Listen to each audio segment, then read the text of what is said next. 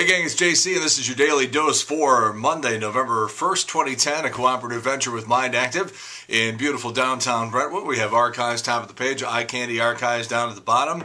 Dave's weather forecast, the audio available to you on iTunes anytime. And of course, we're on the big 550 KTRS now every weekday morning from 10 until 1 o'clock with our new lineup that includes Eric Mink on Tuesdays, Gina Curry and Laura Marshall and Victoria Babu on Wednesdays, the girls, the Hump Day Honeys as we are calling them.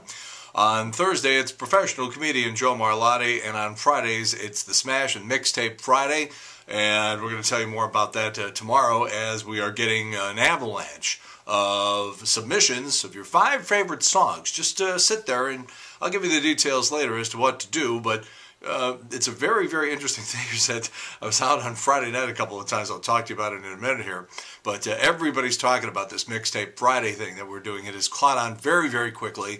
So start thinking about what would be your 5 favorite all-time songs. That's all you have to do for right now. And we'll get back to you with some details here in just a little while. If you are having trouble listening to the show or can't listen at that time of day, we are suggesting that you download the app for your smartphone called TuneIn Radio. TuneIn Radio. Some places, apparently, depending on what your provider is, it's free. Other places, $1.99. Either way, you'll get 40,000 radio stations from around the world. And also, there's a 2-hour record function. All you have to do is touch a little button, and you put your phone back in your pocket or your purse, whatever the case may be, and you can record 2 hours of the show at a time. Again, that's TuneIn Radio.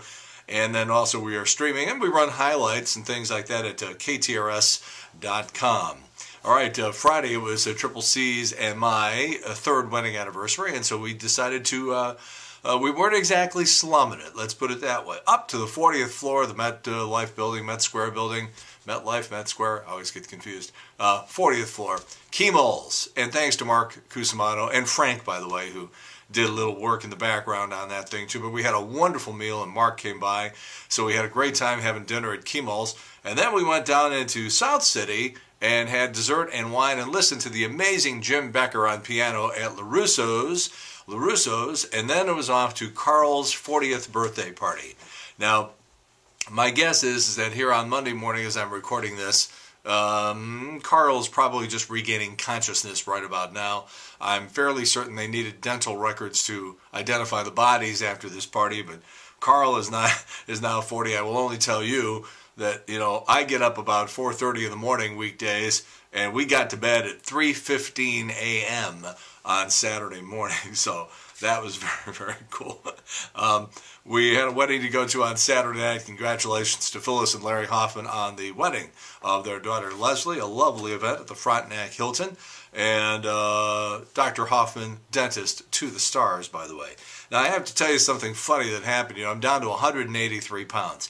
That's the lightest I've been in 5 or 6 years. Actually, it's more like 7 or 8 years, frankly. Down to 183.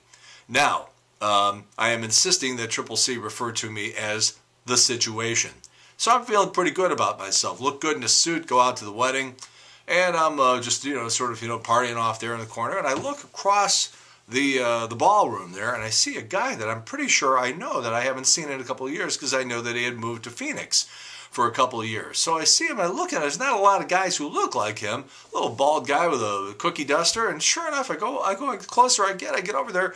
It's this guy who had moved away and then just apparently moved back, but I hadn't seen him in 3 years since he left and moved back. Now, this is a guy that I saw 5 days a week for 5 or 6 years, up until 3 years ago.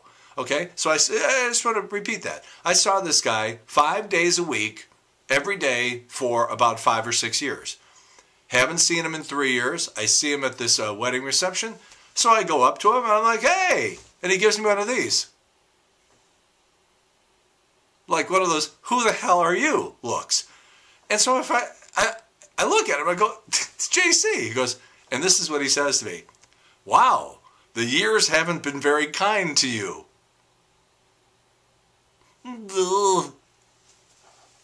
Maybe I'll put the weight back on. I don't know. All right, they're going to make a concert announcement later on today. This is one of those things that I think we're supposed to. They like it when we follow the rules so they can have their big press conference. But the cat's out of the bag. As early as Sunday morning, I saw it all over the internet, so we're going with it here. But U2 is coming to St. Louis to play Busch Stadium on July 17th. It's during the All-Star break. And because of that, they're going to have seats on the infield, which was not the case for the Eagles show or any of the other shows they've done at Busch so far. So U2 is coming on July 17th, Busch Stadium during the All-Star break. Much larger capacity than the Eagles show, by the way. And it's going to be one of those 360-degree stages where you can see from just about anywhere. And there's a stage that's like a giant claw is the best way I could sort of describe it. So look for that announcement. Probably by the time you see the Daily Dose today, they will have already made that announcement. All right, no Blues games or Mizzou games on FSN for Dish Network subscribers for the last month and a half. Over the weekend, they finally got things worked out, which is good because the local affiliates like Fox 2 and Channel 4 and Channel 5 would have gone off today in addition to the Blues games. And by the way, while all that was going on, and if you're a Dish Network subscriber, maybe you'll be surprised by this too, the St. Louis Blues are 6-1-2. I don't even know that because I haven't been able to keep track of the Blues because I can't watch the games. And by the way, I know it's going to be illegal soon, but it's still not illegal yet. And for somebody who has a baby like we do, this is one of those things where I just could strangle the life out of certain people. But I don't know if you've noticed or not, but when you're watching a network show, and then all of a sudden during the network programming, we'll be right back after this, they go to commercials.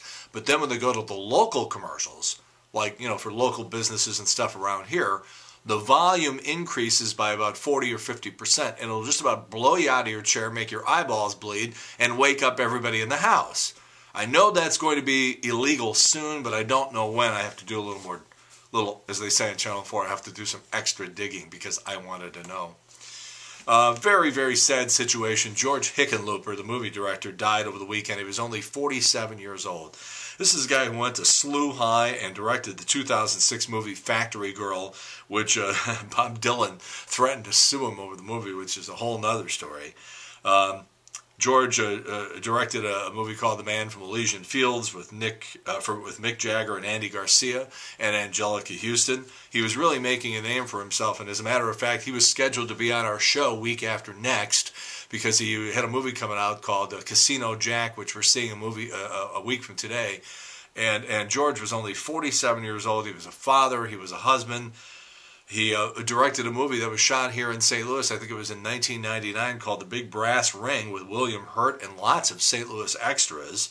He gave me a credit on that movie. When you watch The Big Brass Ring, you watch the credits at the end, you see my name, misspelled, but there nonetheless. George was a guest on our show periodically, and he was a great guy and very talented. And at 47, I'm getting tired of people that I know in their late 40s and early 50s just checking out without warning. Just a very, very sad situation for a great St. Louis native, George Hickenlooper. About two-thirds of Americans still prefer getting their news from traditional media like newspapers and radio and TV, but a slight majority now believes that that sort of media may not exist in 10 years. 50% of the respondents said they now get almost all their news online.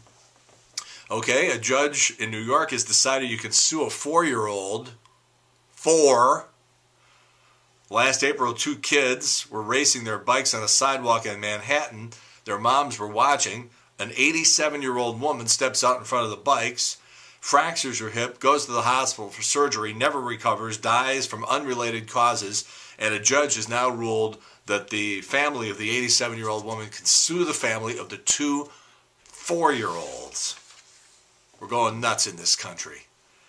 Tyra Banks says she's being stalked by a 6'2", 220-pound black man. Her friends didn't have the heart to tell her that she's actually looking in the mirror. Oprah has banned the B word. That would be biatch from her new cable network. So how is she going to refer to Stedman from now on? Brett Favre set an NFL record yesterday when he attempted his 10,000th pass at a hot sideline reporter.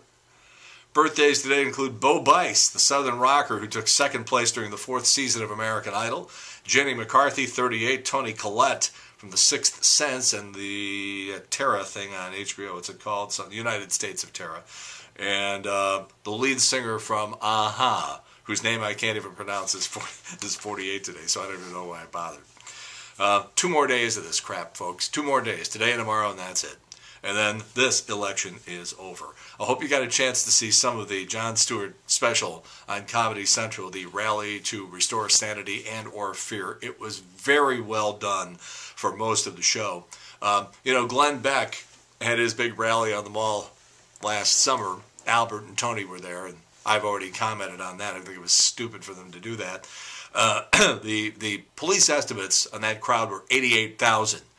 Glenn Beck and the people at Fox News started jumping up and down, insisting that the crowd was 10 times that. But I saw it, and you could see, look to me, I used to live there, and I've seen lots of rallies there, and it looked to be about 90,000 people. So when I turned on the TV on Saturday and saw the sardines at the mall, just to the side of the Washington Monument, I knew that that crowd was big and a lot bigger than Glenn Beck's stupid rally. They're estimating the crowd now at 200,000 people. I loved the signs, and there are some websites. The Huffington Post has a listing of some of the signs that were seen at this thing, including "I masturbate and I vote," "God hates signs," "Homophobia is so gay," and a Muslim woman holding up a sign that says, "I scare Juan Williams at airports." How about a giant sign, an image of Glenn Beck on a piece of toast that said, caption, "The new Messiah. I'm mad as hell, and I'm going to take a deep breath and count to 10. My 2 favorites: what do we want? Patience. When do we want it? Now. And finally, a reference to the Tea Partiers, a sign that simply said, "I can spell." George Will on ABC yesterday morning, by the way, saying that gridlock in government is not a problem, it's an achievement. It shows government is working. This is the guy, by the way, who said in his book Men at Work, which was stupid, by the way, said that Field of Dreams was not a baseball movie. So I guess when you're in traffic on Highway 40 and you haven't moved for 45 minutes, that's an achievement. That's not a problem. The engine on your car locks up and you're just stopped because you haven't put any oil in it, that's an achievement. And when you and your wife stop speaking to one another for 2 weeks, that's an achievement. That's not a problem. Gridlock is an achievement, folks, according to George Will.